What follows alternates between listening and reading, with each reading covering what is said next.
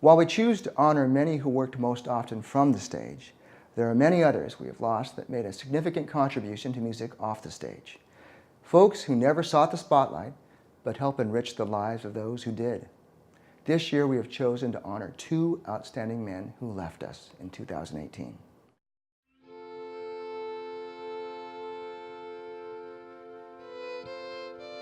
Jerry Lenfest was a man with a passion for supporting education and the arts.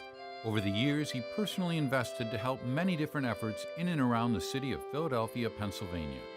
Jerry Lenfest gave away more than $1.3 billion to over 1,100 organizations, providing student scholarships, helping finance various music performance venues, helping fund nonprofit arts groups, providing free advertising to local arts groups, and so much more.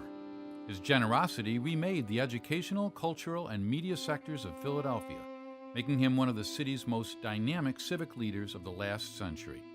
It's only fitting that we recognize his spirit and honor him as one who gave so much to push the power of music forward. 2018 also saw the passing of Paul Pines. Paul was a passionately creative man for most of his life.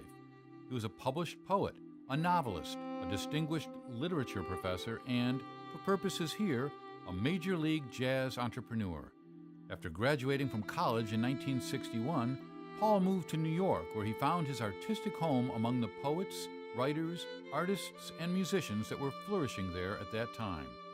In 1973, he opened his legendary jazz club, the Tin Palace, which became a mecca for cutting-edge music and poetry for many, many years. In 1984, Paul met John Strong of the Lake George Arts Project in Lake George, New York. That summer, the two of them began planning for the first ever Lake George Jazz Weekend. For 35 years, together, they built this annual event into one of the finest and purest jazz festivals in the country. Thanks in large part to Paul Pines, Jazz at the Lake remains an important and serious showcase for jazz musicians around the world.